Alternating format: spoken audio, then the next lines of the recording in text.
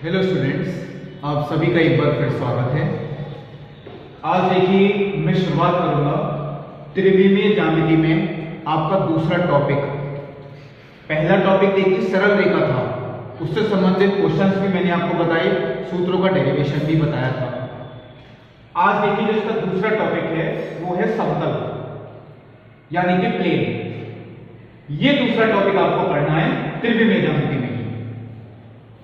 समतल देखिए आप लोग जानते ही हैं, एक ही तल यानी ऐसे कुछ बिंदु जो कि एक ही तल में स्थित हों, उन सभी का एक समुच्चय वो समतल कहलाएगा। जैसे कि मैंने एक चित्र भी बना रखा है, कुछ बिंदु ऐसे हैं जो इसी समतल में उपस्थित हैं, तो उन्हीं बिंदुओं का जो समुच्चय होगा वो होगा समतल।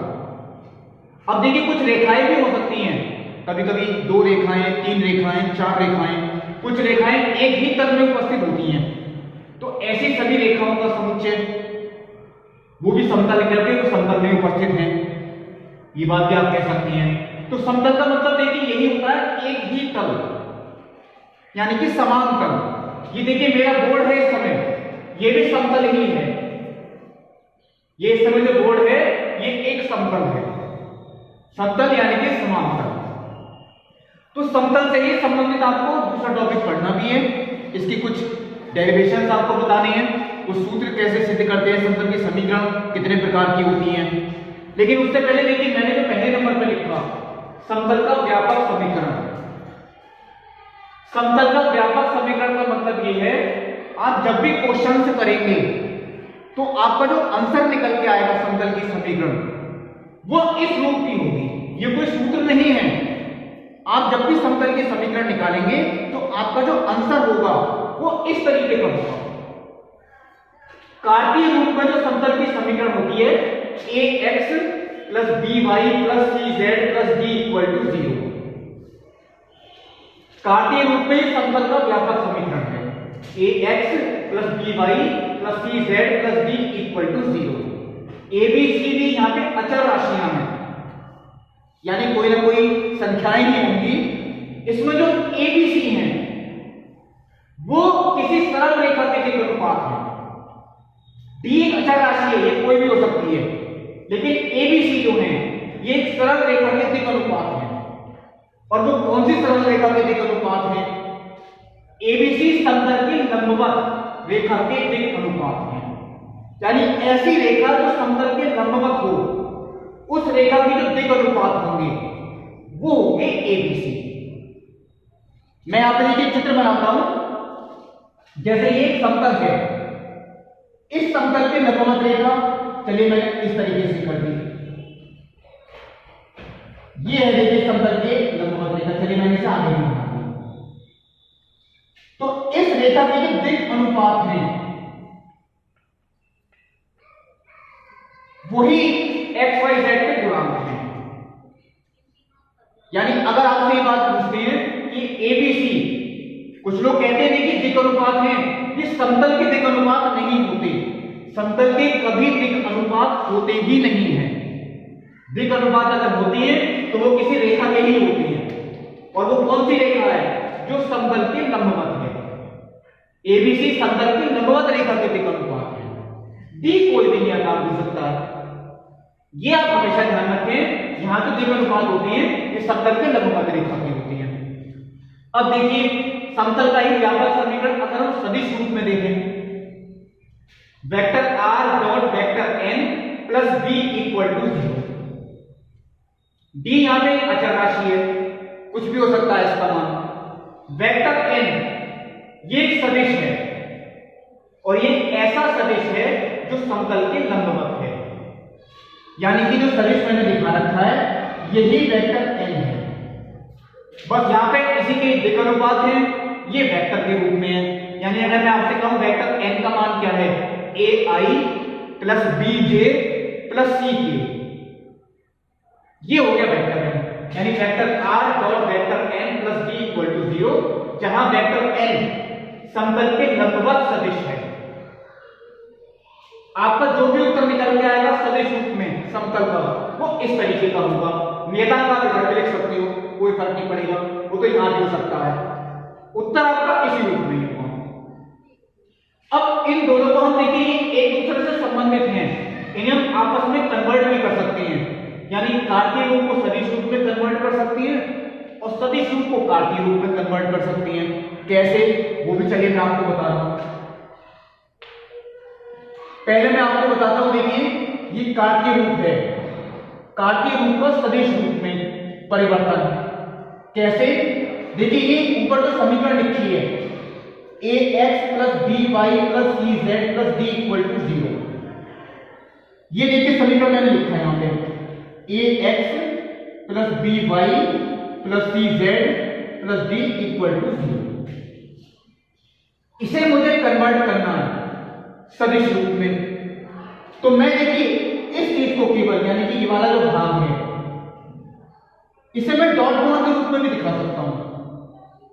कैसे, xi plus yj plus zk dot abc से जो निरूपित सदिश होगा यानी ai plus bj plus ck, इन दोनों का डॉट गुणा, और डॉट गुणा करते हैं तो i का डॉट गुणा i से होता है, j का डॉट गुणा j से होता है, k का डॉट गुणा किससे होता है, k से। तो ax plus by plus cz, देखिए वो यही चीज आई, प्लस d इक्वल टू 0।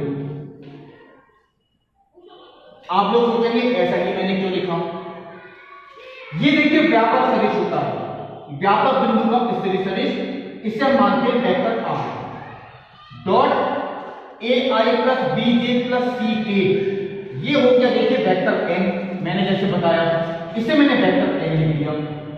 ये है समतल के लंबवत सदिश plus d equal to, d आप चाहे छोटे लेटर से लिखते हैं चाहे बड़े लेटर से, कोई फर्क नहीं पड़ता, इक्वल टू 0। देखिए कार्तीय रूप का सदिश रूप में परिवर्तन वो मैंने आपको बताया, ये तो था कार्तीय रूप का सदिश रूप में परिवर्तन।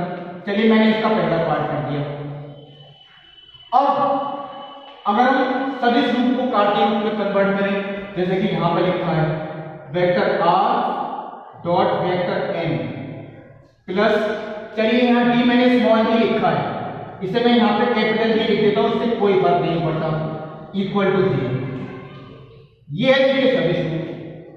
अब अगर इसे मुझे कन्वर्ट करना है कार्तीय रूप में, तो वेक्टर r क्योंकि व्यापक बिंदु का स्थिर सदिश होता है, इसे मैंने लिख दिया xi plus yj plus zk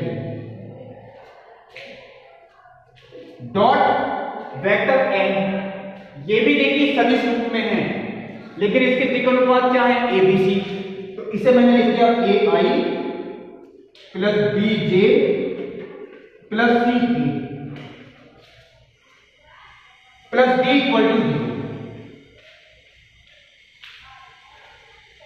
ये देखिए वेक्टर r का मान xi plus yj plus zk dot vector n का मान ai plus bj plus ck। अब देखिए इनका अगर मैं डॉट गुणा करता हूं, i का i से देखिए ax plus by plus k का डॉट गुणा किससे, k से, तो cz plus d equal to 0। ये हो गया देखिए सदिश रूप का कार्तीय रूप में परिवर्तन। बहुत से क्वेश्चन देखिए ऐसे होते हैं जिसमें आपको ये कहा जाता है कि कार्तीय रूप को सदिश रूप में बदलिए या सदिश रूप को कार्तीय रूप में बदलिए, वो चीज मैंने आपको अब बता दी। ये कोई सूत्र नहीं था, आप जब भी क्वेश्चन करेंगे तो आपका जो आंसर निकल के आएगा वो इस रूप में होगा, और ये इनका कन्वर्जन है। अब मैं आपको बताऊंगा समतल के कुछ समीकरण ये कितने प्रकार के होते हैं। देखिए सबसे पहले प्रकार का जो समतल का समीकरण है वो मैंने लिखा, बहुत इंपॉर्टेंट भी है, सबसे ज्यादा जो यूज होगा वो यही होगा, एक बिंदु से होकर जाने वाले तथा एक दी हुई रेखा के लंबवत समतल का समीकरण। यानी अगर हमें देखिए ये बात पता है कोई समतल एक बिंदु से होकर जाता है, समतल पे अनंत बिंदु होते हैं, कोई सा एक बिंदु आपको दिया जा सकता है, एक तो आपको देखिए बिंदु के निर्देशांक आपको दिए जाएंगे और एक दी हुई रेखा, यानी दी हुई रेखा का मतलब है इसके आपको दिक् अनुपात पता है। समतल जिस बिंदु से होकर जाता है, देखिए मैंने चलिए चित्र भी बनाया, मान लीजिए ये समतल है, हमें इसका समीकरण निकालना है। अब ये जिस बिंदु से होकर जाता है वो देखिए मैंने चलिए ये बिंदु माना, इसके निर्देशांक हैं x1 y1 z1, इस बिंदु से होकर जाता है और ये समतल इस रेखा के लंबवत है, यानी ये जो रेखा है ये समतल के लंबवत है। इसके आपको दिक् अनुपात पता है, मान लीजिए वो है ए बी सी। केवल आपको ये दो चीजें अगर पता है तो आप किसी भी समतल का समीकरण निकाल सकते हैं। क्या क्या चीजें हैं दोबारा देख लें, एक तो बिंदु के निर्देशांक और एक समतल की जो लंबवत रेखा है उसके दिक् अनुपात। अगर ये दोनों चीजें आपको पता है तो आप किसी भी समतल का समीकरण निकाल सकते हैं। कैसे निकालेंगे? देखिए समीकरण निकालने के लिए एक व्यापक बिंदु लेना बहुत जरूरी है। किसी भी चीज की समीकरण निकालनी हो, ये बात तो मैं आपको 11वीं क्लास से बताता हूं। देखिए सरल रेखा आपने समीकरण निकाली, तब भी आपने देखिए ये किया था एक व्यापक बिंदु जिसे हम x y z मानते हैं, इसे मैंने चलिए P बिंदु माना जिसके निर्देशांक हैं x y z। चलिए मैंने यहां लिखा है x y z, ये है व्यापक बिंदु और ये है दिया गया बिंदु जिससे होकर समतल जाता है। इन दोनों को मैंने मिलाया,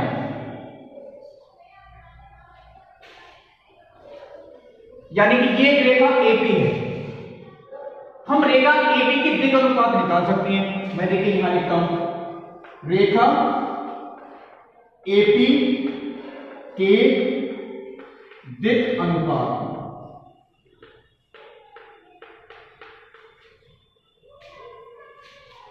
क्या होंगे वो? आप लोग दिक् अनुपात के लिए सूत्र पढ़ चुके हैं, x2 minus x1, y2 minus y1, z2 minus z1। यही चीज मैं देखिए यहां कर रहा हूं, x2 minus x1, y2 minus y1, z2 minus z1। ये है रेखा AP के दिक् अनुपात और देखिए ये इसके लंबवत रेखा है, इसके दिक् अनुपात आपको पता है ABC। अब देखिए ये दोनों आपस में लंबवत हैं। अब आप लोग सोचेंगे ये रेखा तो समतल के ही लंबवत है, तो इसके कैसे लंबवत हो गई? देखिए समतल में जितनी भी रेखाएं होंगी ये सबके लंबवत होगी। अगर ये रेखा पूरे समतल के लंबवत है तो समतल में जितनी रेखाएं होंगी ये रेखा उन सभी के लंबवत होगी, यानी कि ये रेखा इसके भी लंबवत होगी। और अगर ये दो रेखाएं लंबवत हैं तो आपने लंबवत का प्रतिबंध पढ़ना था इस सरल रेखा वाले टॉपिक में। मैं एक बार सूत्र आपको ध्यान दिलाता हूं, यानी a1 a2 plus b1 b2 plus c1 c2 equal to 0। आपने यही प्रतिबंध देखिए पढ़ा है और ये बात मैंने आपको पिछले वीडियोस में बताई थी, सिद्ध भी करके दिखाई है। अगर दो रेखाएं आपस में लंबवत होती हैं तो इनके दिक् अनुपातों के गुणनफलों का योगफल 0 होता है। एक रेखा के हमने ये निकाल ली, मान लीजिए ये है a1 b1 c1 और दूसरी रेखा के देखिए वो है a2 b2 c2। तो a1 into a2 plus b1 into b2 plus c1 into c2,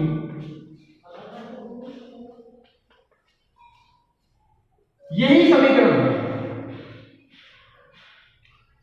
ये मैंने आपको बताया, ये सिद्ध करना ये किस तरीके से आता है। कार्तीय रूप एक बिंदु और उसके लंबवत रेखा, अगर ये दो चीजें हमें पता है, लंबवत रेखा का मतलब है उसके दिक् अनुपात, तो हम समतल का समीकरण निकाल सकते हैं इस सूत्र से। x y z की जगह कुछ नहीं लिखेंगे आप, ABC दिक् अनुपात x1 y1 z1, और ये भी दिक् अनुपात देखिए दोबारा कहता हूं, दिक् अनुपात कभी भी समतल के नहीं होते हैं, समतल के लंबवत रेखा के दिक् अनुपात है। अब यही चीज आपको अगर पढ़नी हो मान लीजिए सदिश रूप में,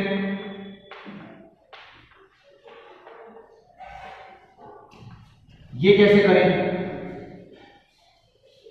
चलिए मैं आपको इसी चित्र में बताता हूं सदिश रूप में कैसे करें।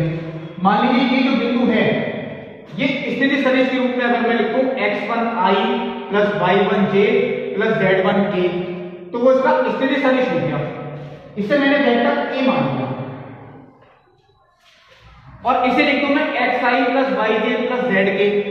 ये व्यापक बिंदु का सदिश सदिश जिसे हम क्या मानते हैं वेक्टर आर। ये चलिए मैंने लिख दिया वेक्टर आर। तो अब मैं देखिए vector OA is equal to vector A, आप ए को नहीं लिखते वेक्टर ए, मैं यहां लिखता हूं देखिए ए का सदिश सदिश यानी कि vector OA is equal to vector A और P का सदिश सदिश यानी कि vector OP equal to vector R. अब मैं आपसे कहता हूं अगर वेक्टर AP निकालने तो AP आप कैसे निकालेंगे, दाएं का सदिश सदिश माइनस बाएं बिंदु का सदिश सदिश, जो कि आप सदिश परिचर्चा में पढ़ चुके हैं, यानी कि OP का मान यानी vector R minus vector A। अब मान लीजिए इसी चीज को भी अगर मैं सदिश के रूप में लिखूं यानी AI plus BJ plus CK, तो इसे मैंने वेक्टर A लिख दिया, यानी संदर्भ में लंबवत सदिश वो है वेक्टर n। अब देखिए वेक्टर AP और वेक्टर n ये आपस में लंबवत हैं, मैं यहां पे लिख देता हूं परंतु वेक्टर AP लंबवत है वेक्टर n की। और दो सदिश जब आपस में लंबवत होते हैं ये आप लोग जानते हैं, तो इनका जो डॉट गुणा होता है वो होता है 0। Vector AP dot vector n equal to vector AP का मान vector R minus vector A dot vector n equal to 0। आप इतना भी छोड़ सकते हैं समतल की समीकरण, बिल्कुल ठीक है, और नहीं तो एक काम और कर सकते हैं। चलिए मैं अगले स्टेप दिखाता हूं। Vector R dot vector n, मैं डॉट गुणा कर रहा हूं पूरे सदिश का अंदर, minus vector A dot vector n equal to 0, या इसे अगर हम इधर ले जाए, मैंने इसी स्टेप में कर दिया, vector R dot vector n equal to vector A dot vector n। एक बिंदु से होकर जाने वाले और एक दिए हुए सदिश के लंबवत समतल का समीकरण R dot n is equal to A dot n। R की जगह आप कुछ नहीं लिखेंगे, जैसे यहां आपको XYZ की जगह कुछ नहीं लिखेंगे। ये सबसे इंपॉर्टेंट सूत्र है, किसी भी समतल का समीकरण आप इससे निकाल सकते हैं। अगर आपको दो चीजें बताएं, ये इसलिए सबसे इंपॉर्टेंट सूत्र वो यही कहलाएगा, एक बिंदु से होकर जाने वाले और दी हुई रेखा के लंबवत समतल का समीकरण। अब देखिए जो अगले प्रकार का समतल है वो है देखिए तीन बिंदुओं से जाने वाले समतल का समीकरण। अगर आपको देखिए कोई से भी तीन बिंदु दे रखे हैं, समतल में अनंत बिंदु होते हैं, कोई से भी तीन बिंदु जो समतल पर हैं उनसे होकर जाने वाले समतल का समीकरण। पहले देखिए मैं आपको सदिश रूप में बताता हूं। मान लीजिए ये समतल है जिसका समीकरण हमें निकालना है। इसके लिए आपको तीन बिंदु दे रखे हैं A B C, जिनके स्थिति सदिश यानी A का स्थिति सदिश vector OA equal to vector A, B का स्थिति सदिश vector OB equal to vector B और C का स्थिति सदिश vector OC is equal to vector C। तीनों हमें लिख दिए हैं, इन तीनों से होकर जाने वाले समतल का समीकरण। तो देखिए मैं चलिए एक काम यहां करता हूं, मैंने एक तो AB को मिलाया वेक्टर AB और एक मैंने AC को मिलाया वेक्टर AC।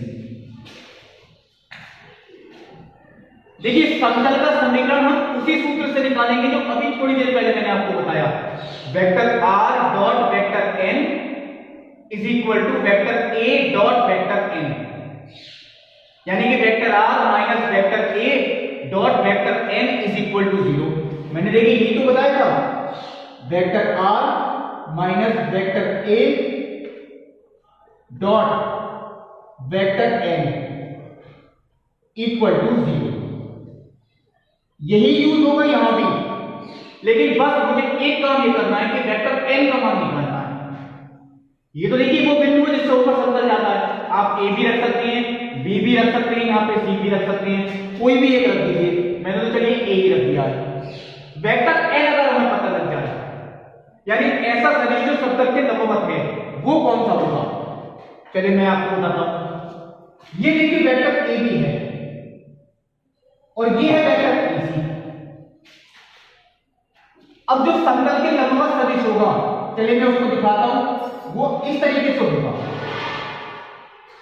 समतल के लंबवत सदिश, ये है वो समतल के लंबवत, इसे ही हम कहेंगे वेक्टर एन। ये जो समतल के लंबवत सदिश है, यही वेक्टर एन है। लेकिन ये एक ऐसा सदिश है जो ए बी के लंबवत है और ए सी के भी लंबवत है। देखिए मैंने आपको थोड़ी देर पहले भी ये बात बताई थी, समतल के लंबवत जो भी सदिश होता है, समतल में जितनी भी रेखाएं होंगी वो सबके लंबवत होता है। ये सदिश देखिए समतल के लंबवत है, इसका मतलब है समतल में जितनी भी रेखाएं होंगी, अनंत रेखाएं हैं, उन सबके लंबवत होगा।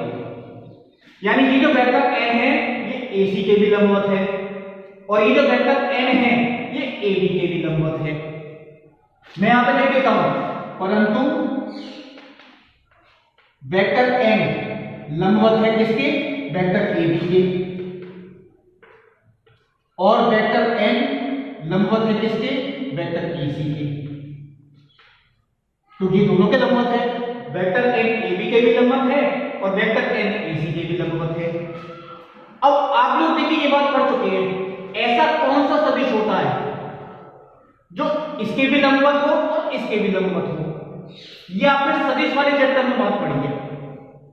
ऐसा कौन सा सदिश होता है जो इन दोनों के लंबवत हो, यानी इसके भी लंबवत हो और इसके भी लंबवत?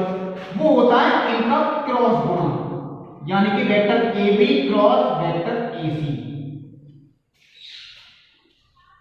अगर हम इनका क्रॉस गुणा करें तो ये ऐसा सदिश होगा जो ए बी के भी लंबवत है और ए सी के भी लंबवत है। यही है देखिए ए बी क्रॉस ए सी, और ये वेक्टर एन इसी दिशा में है। देखिए मैं आपको चिन्ह लगा देता हूं, vector a B cross vector a c इसी दिशा में है, और वेक्टर एन ये भी इसी दिशा में है। यानी वेक्टर एन और ए बी क्रॉस ए सी समरेखी हैं, यानी कि समांतर। ध्यान में लिख देता हूं, अर्थात वेक्टर एन समांतर है ए बी क्रॉस ए सी के। ध्यान से देखना चित्र में, वेक्टर एन और ए बी क्रॉस ए सी एक ही दिशा में है तो समांतर हो गए, समरेखी यानी कि समांतर। और जब दो सदिश आपस में समांतर होते हैं तो आप लोग देखिए बात पढ़ चुके हैं, पहला सदिश बटे दूसरा सदिश बराबर एक अचर राशि। ये आपने देखिए कई क्वेश्चंस में भी यूज की है। यानी वेक्टर एन का मान lambda into this, vector n बराबर lambda into A B cross A c. यही वेक्टर एन का मान अगर मैं यहां रख देता हूं तो समतल का समीकरण देखिए निकल के आता है। मैं चलिए इस तरह से हेडिंग डाल देता हूं, vector R minus vector A dot lambda into A B cross ए सी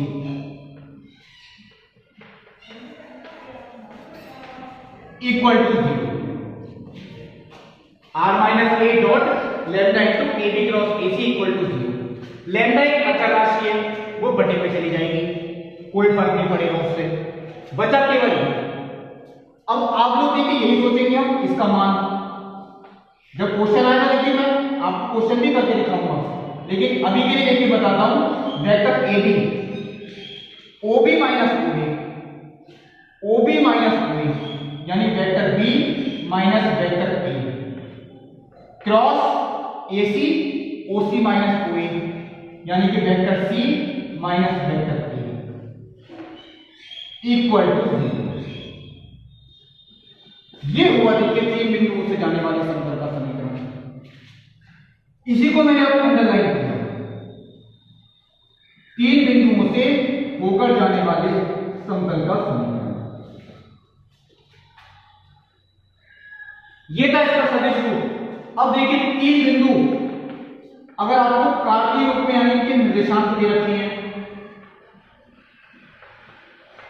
मान लीजिए चलिए मैं यहां लिख देता हूं इसी चित्र में कार्तीय रूप के लिए, ये जैसा आपके तीन बिंदु हैं, पहले बिंदु के निर्देशांक x1 y1 z1, दूसरे बिंदु के निर्देशांक x2 y2 z2 और तीसरे बिंदु के निर्देशांक x3 y3 z3। इन तीनों बिंदुओं से होकर जाने वाले समतल का समीकरण। अगर चलिए यही चीज मैं इसमें रख देता हूं, तो vector r minus vector a, vector r क्या होगा, xi plus yj plus zk, और वेक्टर a क्या है, तो चलिए मैं आपको इसी का मान निकाल के दिखाता हूं। Vector r minus vector a का मान क्या हो गया, देखिए वेक्टर r क्या है, xi plus yj plus zk, और वेक्टर a क्या है, x1i plus y1j plus z1k। अगर मैं इसमें से माइनस करता हूं, वो देखिए यही आएगा, x minus x1i plus y minus y1j plus z minus z1k। ये वाला वेक्टर मैंने निकाल दिया। अब देखिए मैं ये वाला वेक्टर निकालता हूं, यानी कि vector b minus vector a। तो b माइनस a का मतलब x2i plus y2j plus z2k minus x1i plus y1j plus z1k। तो वो देखिए माइनस करके आप लोग कर भी सकते हैं, यही आएगा x2 minus x1i, y2 minus y1j और z2 माइनस z1k। और ऐसे ही अगर हम निकालें vector c minus vector a, तो मैं चलिए सीधा लिख देता हूं, आप चित्र में देख सकते हैं, x3 minus x1i plus y3 minus y1j plus z3 minus z1k। अब आप लोग देखिए यही सोचेंगे, ये मैंने तीनों निकाले, अब मैं तीनों अगर यहां रखता हूं, पहले आपको देखिए थोड़ा रिवीजन भी कराना है। ये एक सदिश है, ये दूसरा सदिश है मैंने निकाल रखा है, और ये है तीसरा सदिश। इन दोनों के बीच में क्रॉस गुणा है और इन दोनों के बीच में डॉट गुणा है, यानी तीन सदिश जिनके बीच में एक जगह डॉट का गुणा है यानी डॉट गुणा और एक जगह क्रॉस गुणा है, तो ये एक अदिश त्रिगुणन हो गया, जो मैंने आपको सदिश वाले चैप्टर में बताया। तीन सदिशों का अदिश त्रिगुणन, जिसमें एक जगह अदिश गुणा है और एक जगह सदिश गुणा है, यानी कि डॉट और क्रॉस। और अदिश त्रिगुणन हम कैसे निकालते हैं, सारणिक से। कैसे, पहला सदिश उसके गुणक, वो देखिए याद है, x minus x1 y minus y1 z minus z1। दूसरे सदिश के गुणक वो देखिए याद है, x2 minus x1 y2 minus y1 z2 minus z1। तीसरे सदिश के गुणांक यानी कि x3 minus x1 y3 minus y1 z3 minus z1, और ये इक्वल टू किसकी है, 0 की। ये भी रूप हुआ। इस वाले x y z की जगह आप कुछ नहीं लिखेंगे, बाकी आपको सारे निर्देशांकों के मान लिखने हैं, और इस सारणी को जब इक्वल टू 0 रख देंगे तो आपका समीकरण निकल के आएगा कार्तीय रूप में, तीन बिंदु से जाने वाले समतल का समीकरण। ये सदिश रूप है, ये कार्तीय रूप है। ये हुआ देखिए दूसरा प्रकार, यानी तीन बिंदुओं से जाने वाले समतल का समीकरण। अब देखिए तीसरे प्रकार का समीकरण। देखिए अब जो है अभिलंब रूप में समतल का समीकरण। इसकी देखिए मैंने पूरी लैंग्वेज नहीं लिखी है, लेकिन चलिए मैं आपको चित्र की सहायता से बताऊंगा। अभिलंब रूप यानी कि नॉर्मल फॉर्म जो होती है, आप लोगों ने देखिए अवकलन वाले चैप्टर में पढ़ा है, स्पर्श रेखा और अभिलंब। अभिलंब यानी लंब ही होता है। अब इसमें देखिए ऐसे समतल का समीकरण हमें निकालना है, मूल बिंदु से जिस पर डाले गए लंब की लंबाई वो हमें दी गई है। मूल बिंदु से समतल पर डाले गए लंब की लंबाई वो है देखिए p इकाई। ये जो लंबाई है देखिए, यानी OA जो है वो इक्वल टू p इकाई है। मैं लिख देता हूं, देखिए लंब OA की लंबाई बराबर P इकाई, ये इसकी लंबाई आपको पता है। और समतल के जो लंबवत सदिश है वो भी आपको दिया गया है। समतल के लंबवत सदिश, अब लंबवत सदिश तो देखिए यही हो गया, क्योंकि समतल पर डाले गए लंब की लंबाई, तो लंब तो यही है, और यही सदिश ये भी आपको दिया गया है। ये वेक्टर n ही मैंने माना, ये मैंने वेक्टर n ही माना है। जो दिशा है ये दिशा तो देखिए अनंत तक हो सकती है, दिशा देखिए कहां तक हो सकती है, अनंत तक। ये दिशा देखिए मैंने वेक्टर n लिखी, vector OA is equal to vector n नहीं है। ये वेक्टर OA जो है ये n की दिशा में है, ये बात आप ध्यान रखें। वेक्टर OA जो है किस दिशा में है, ये वेक्टर n की दिशा में। वेक्टर OA तो चलिए मैं अब निकाल देता हूं, वेक्टर कैसे निकालते हैं अब आप लोग समझ लेंगे। देखिए सदिश का सूत्र क्या होता है, परिमाण गुणा इकाई सदिश। चलिए मैं एक बार लिख देता हूं, सदिश बराबर परिमाण गुणा इकाई सदिश।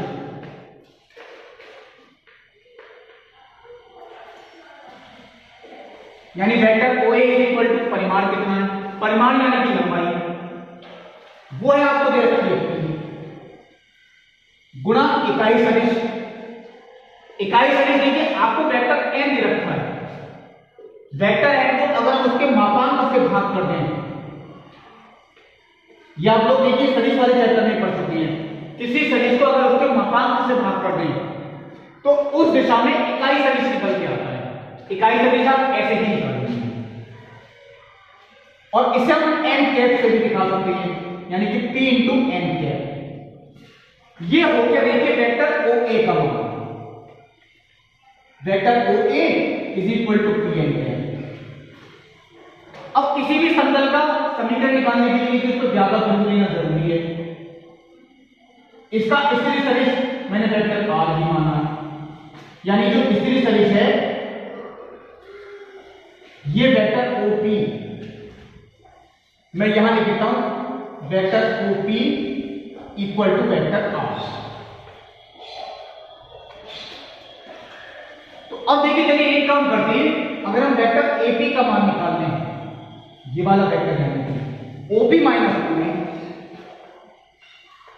Vector AP is equal to P का स्थिर सदिश माइनस A का स्थिर सदिश, OP माइनस OA। OP यानी कि वेक्टर R माइनस OA यानी कि P इंटू n है, vector R minus P vector n है। ये वेक्टर AP का मान है। अब देखिए ये मैंने क्यों निकाला वेक्टर AP, वेक्टर AP देखिए इस वाले सदिश के लंबवत है, वेक्टर AP वेक्टर OA के लंबवत है। ये मैं यहां लिख देता हूं देखिए, परंतु वेक्टर OA क्यों है लंबवत, समतल में ही एक ही रेखा है, A बिंदु समतल पे है, P बिंदु समतल पे है, तो रेखा AB समतल पे है। और समतल में जितनी रेखाएं होती हैं लंबवत सदिश उन सभी के लंबवत होता है, यानी कि ये कोण देखिए कैसा है, 90 अंश का, यानी वेक्टर OA लंबवत वेक्टर AP।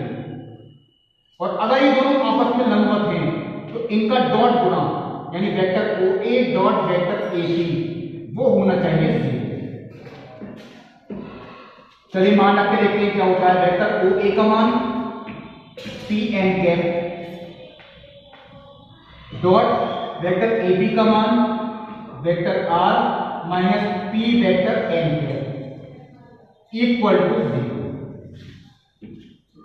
P एक अचर राशि है क्योंकि P लंबाई है, वो बटे में जाएगा।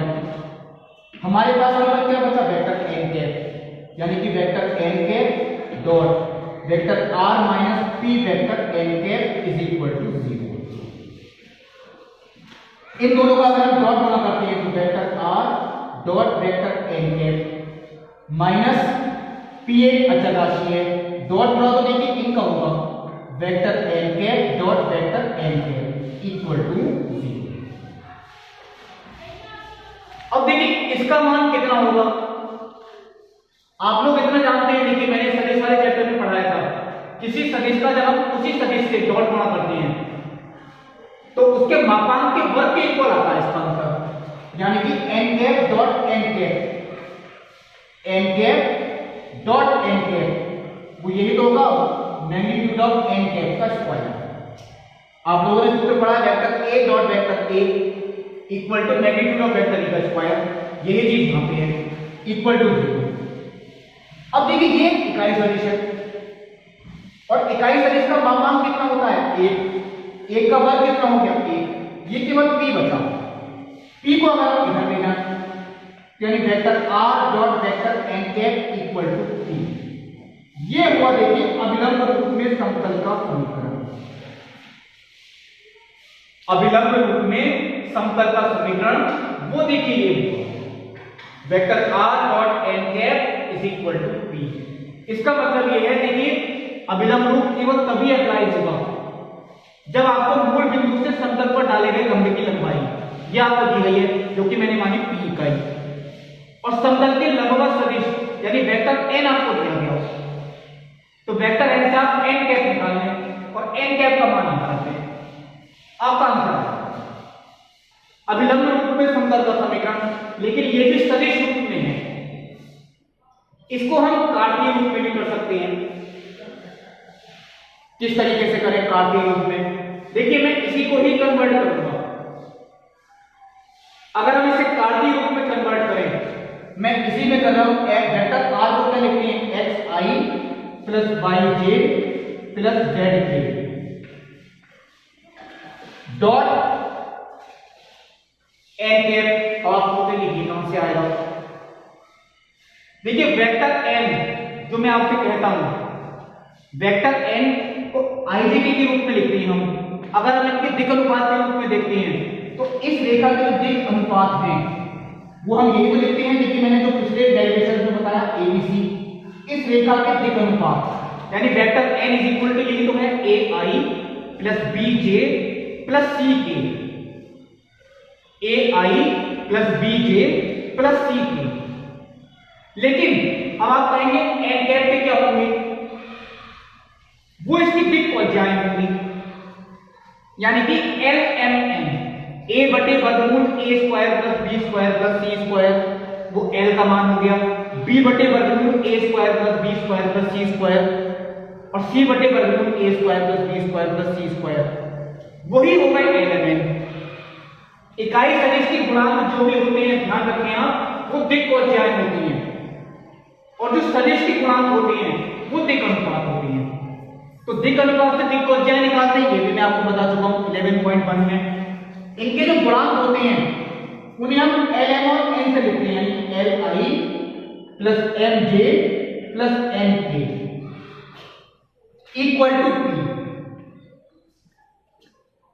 इकाई सदिश के गुणांक यानी कि दिक् त्वचाएं।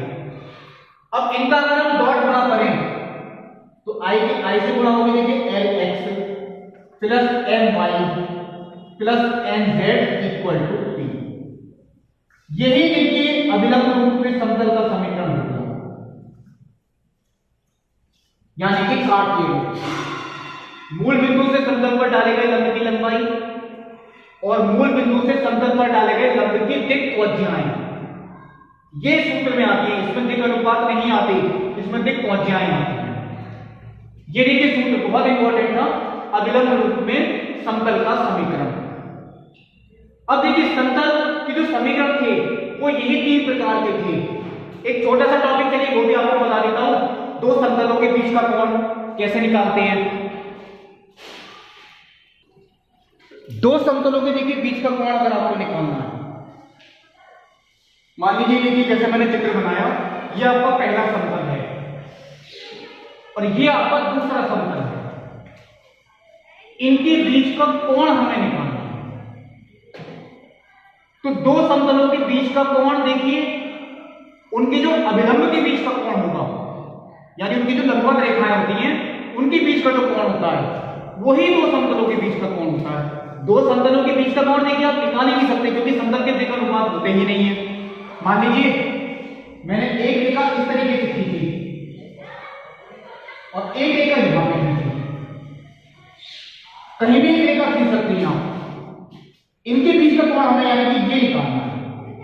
ये देखिए समतलों के बीच का कोण आप देखिए यहां भी देखेंगे तो इनकी रेखाओं के ही बीच का कोण है।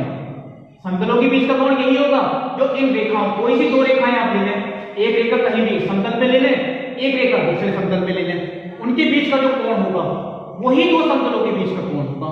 मान लीजिए ये थीटा है, यही हमें निकालना है। अब समतल के तो दिक् अनुपात होते ही नहीं है, ये बात मैंने बताई है। समतल के समीकरण में जो दिक् अनुपात होते हैं वो उसके लंबवत रेखा के होते हैं, समतल के कभी दिक् अनुपात होते ही नहीं है। अब देखिए इसकी जो लंबवत रेखा है, चलिए मैंने वो यहां लिखा है, ये है पहले समतल की लंबवत रेखा और ये है दूसरे समतल की लंबवत रेखा। पहले समतल की लंबवत रेखा और दूसरे समतल की लंबवत रेखा। ये रेखा देखिए पहले समतल के लंबवत है, यानी इस समतल में जितनी रेखाएं होंगी उन सबके लंबवत है, यानी ये कोण देखिए कितने का हो गया, मध्य रेखा। क्योंकि देखिए इस समतल में ये रेखा है और ये समतल के लंबवत है, तो ये कोण कितने का हो गया, मध्य रेखा। फिर देखिए एक बार और, इस समतल में देखिए ये रेखा है और ये रेखा इस समतल के लंबवत है, तो ये कोण कितने का हो गया। ये पहले समतल की लंबवत रेखा, इसकी दिशा हमें पता होगी, और ये दूसरे समतल की लंबवत रेखा, इसकी दिशा भी हमें पता होगी। मान लीजिए दोनों समीकरण समतलों के किस तरीके से दिए गए हैं, a1x plus b1y plus c1z plus d1 equal to 0। ये पहले समतल का समीकरण, और दूसरे समतल का समीकरण a2x plus b2y plus c2z plus d2 is equal to 0। ये देखिए दूसरा, a1 b1 c1 दिक् अनुपात है, समतल के नहीं, समतल के लंबवत रेखा के दिक् अनुपात। ये देखिए मैं यहां लिखता हूं a1 b1 c1, ये इस रेखा के दिक् अनुपात है, और दूसरे समतल के a2 b2 c2 ये दूसरे समतल के लंबवत रेखा के दिक् अनुपात, यानी a2 b2 c2। दिक् अनुपात दोनों के हमें पता है। अब मान लीजिए एक चतुर्भुज है,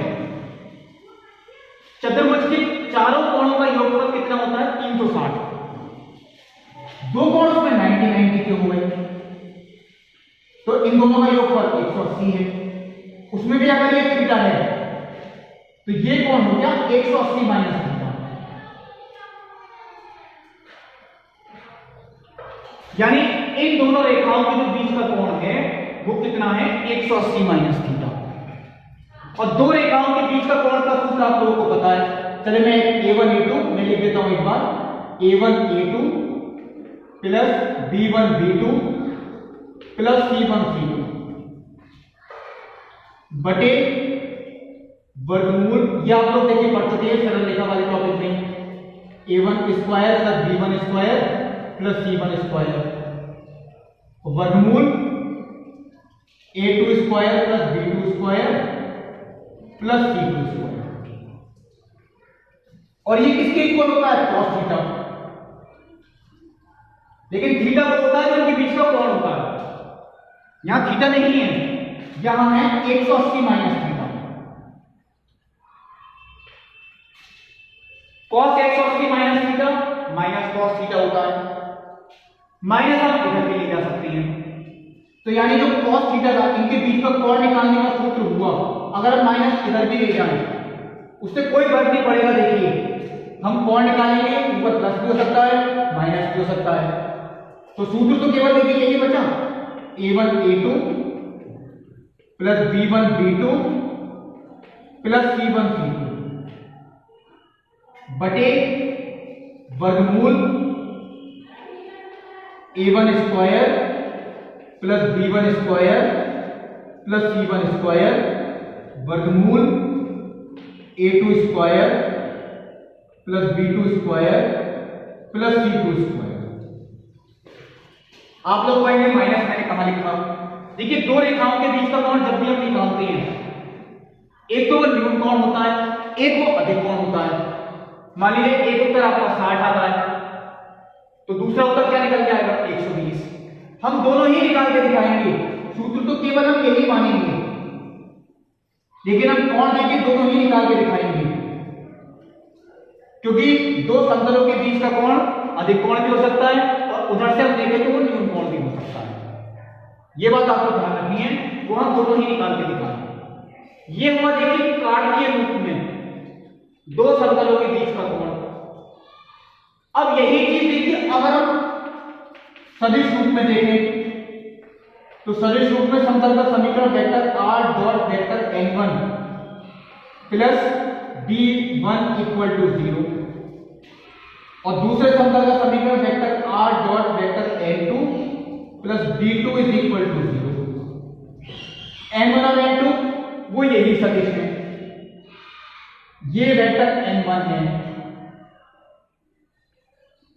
और ये है देखिए वेक्टर n2। हमें इन्हीं के बीच का कोण निकालना है और यही आप लोग पढ़ चुके हैं, दो रेखाओं के बीच का कोण सदिश रूप में आपने कैसे पढ़ा था, vector b1 dot vector b2 बटे magnitude of vector b1 magnitude of vector b2। यहां बस यहां n1 n2 है, यानी कि cos theta is equal to vector n1 dot vector n2 बटे magnitude of vector n1 magnitude of vector n2। दो समतलों के बीच का कोण सदिश रूप में इस तरीके से निकालना। अब इन्हीं में प्रतिबंध भी आता है, समतल समांतर भी हो सकते हैं समतल और समतल लंबवत भी हो सकते हैं। ये भी देखिए इसी से निकल आएगा जैसे रेखाओं में था, समतलों में भी है। दो समतल अगर समांतर हैं, दो समतल अगर कैसे हैं समांतर, तो समांतर की पहचान क्या है, ये दोनों सदिश आपस में समांतर होंगे। अगर दो समतल समांतर हैं तो वेक्टर n1 और वेक्टर n2 ये भी आपस में कैसे होंगे समांतर, और वेक्टर n1 और वेक्टर n2 अगर आपस में समांतर हैं तो इनका जो अनुपात है वेक्टर n1 बटे वेक्टर n2 ये एक अचर राशि होनी चाहिए। और अगर हम कार्तीय रूप में देखें तो इनका जो अनुपात है यानी a1 बटे a2 b1 बटे b2 और c1 बटे c2 ये आपस में इक्वल होने चाहिए।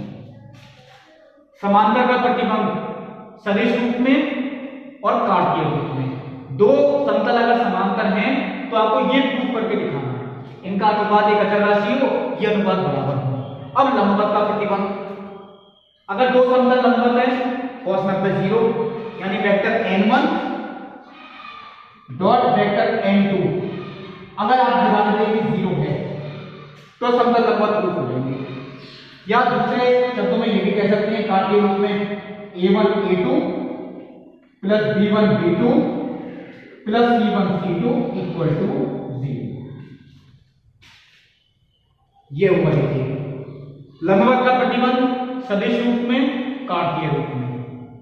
दो समतल हम लंबवत भी प्रूव कर सकते हैं, समांतर भी कर सकते हैं, और अगर इन दोनों में से कुछ भी नहीं हो तो उनके बीच का कोण निकालना है आपको, कोणात्मक सूत्रों से निकाल सकते हैं।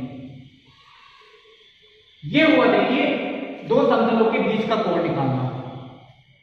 अब देखिए जो इसकी प्रश्नावली होगी वो इन्हीं सूत्रों पर ही आधारित होगी, यानी प्रश्नावली 11.3 वो मैं आपको अगले वीडियो में बताऊंगा।